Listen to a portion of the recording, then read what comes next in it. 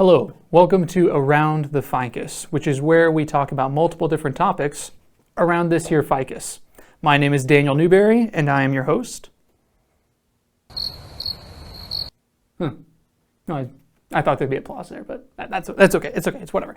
My name is Daniel Newberry. I'm your host, and I'm joined by the one, the only, Mr. Pastor Jared Verwiel.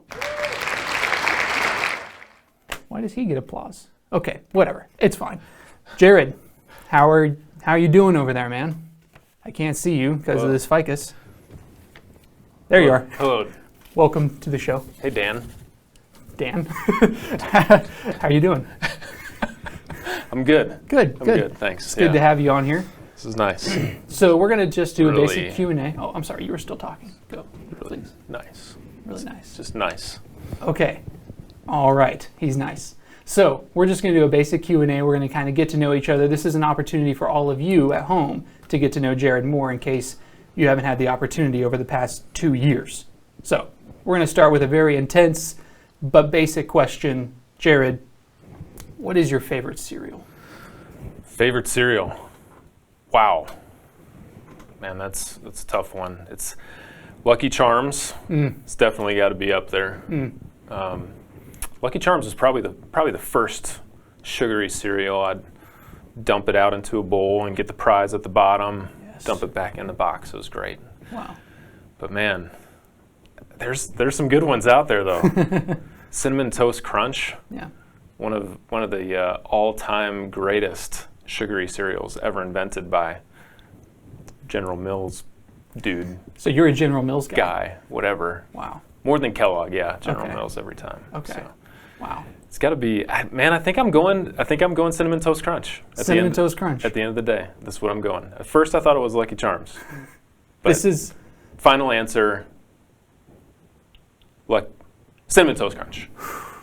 This is what Around the Ficus is all about, discovering who you really are, which is a General Mills guy who likes Cinnamon Toast Crunch. So our second question, do you speak any languages other than English, of course, Any languages? and Latin? You don't care if you speak Latin. Pig Latin? Pig Latin counts. That counts. Okay. Wow. Ebonics. Wow, really? Got a little bit of that. You know what I'm saying, dog? I don't even know what you're saying. Only spoken language is English.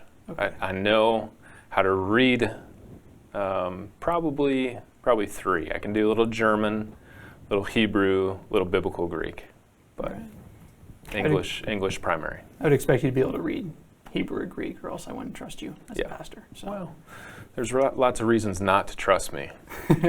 One of them is not biblical languages. Okay, that's fair. That's fair.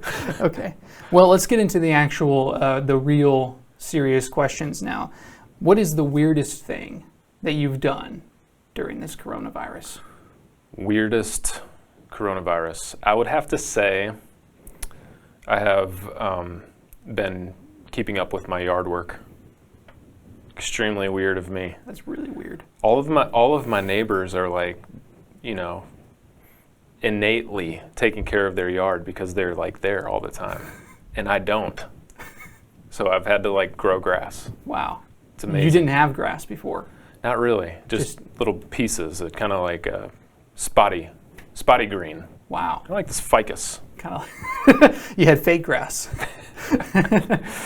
The other weird thing I've been doing is, man, it's this. People call it like exercise, workout. I don't know. It's new. It's new to me. But I've been working out during the coronavirus. Sorry to hear that. Yeah, I am too. Do you want to show us any of the workouts that you've been doing? No, I'm just hoping Okay. my pectoralis majors fit in the camera lens. Okay. Well, now that we've gone through all the serious questions, I guess we'll get to the stupid questions now. Okay. What experiences in your life have led you to Christ? Wow, experiences. Biggest thing that led me to Christ, I think, was moving from Wisconsin to Mississippi for college. I was an unbeliever when I left for college, a rebellious teenager, not a great relationship with the parents at the house. I was the king of my own world and in charge of everything, knew everything. Nobody could teach me anything whatsoever. I was not very humble.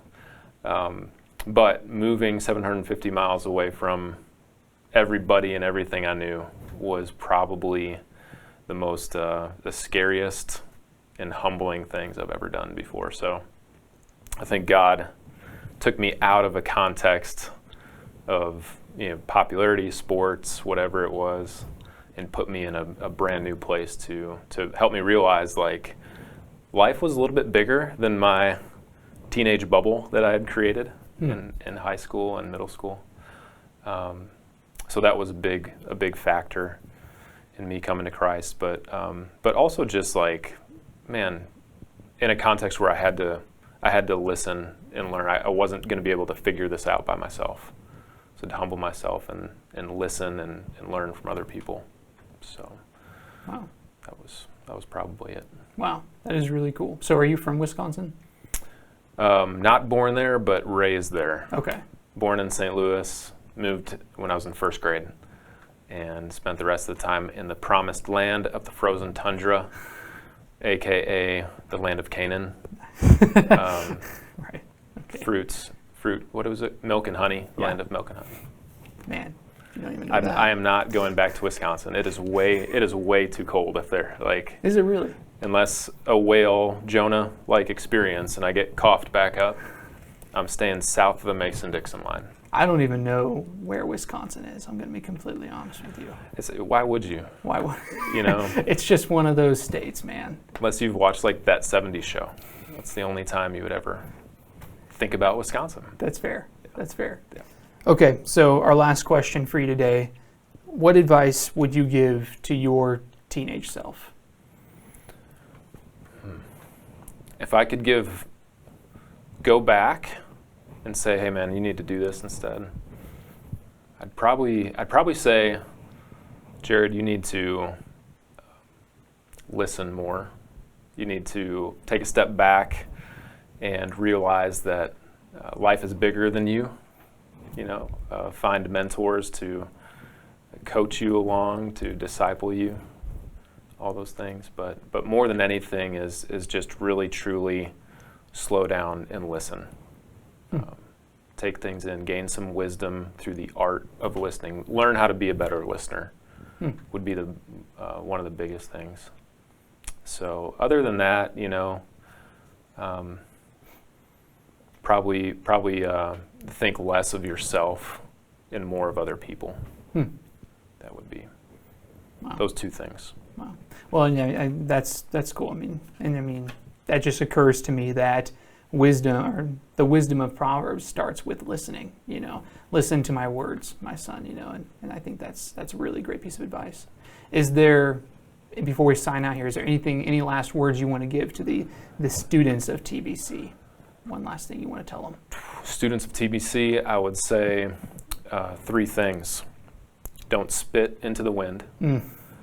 Don't tug on Superman's cape. And number 3 is the very most important fact of all of life. And if you get this one wrong, you're going to be in a world of hurt. And that is, never mess with this guy right here, Jared Verwiel. All right. Okay, for real though, serious wisdom for life. For TBC students, I would say start the path of discipleship now. You're never too young. It's never too early to learn more about God, to find good friends, to be a discipler, and to be discipled by somebody. So the 3 facts are first. Right. Those are number 1. Primary. Okay. Because, man, if you get those wrong, I fear for the youth of today. The youth of today usually don't know not to mess with this guy. Jared, for this guy. This guy. Just this guy. You don't even say your name. Yeah, you don't even need my name. You shall not be named. Well, thank you guys for tuning in. Thank you, Jared, for coming on today. Yeah. Nice to see you. With that applause. Over there. Yeah. Good to see you around the ficus. Dan. If this is even a ficus. Nice to know you, Dan. Yes. Jared. Thank you. Jar. All right, well, thank you guys for tuning in. We'll catch you all next time.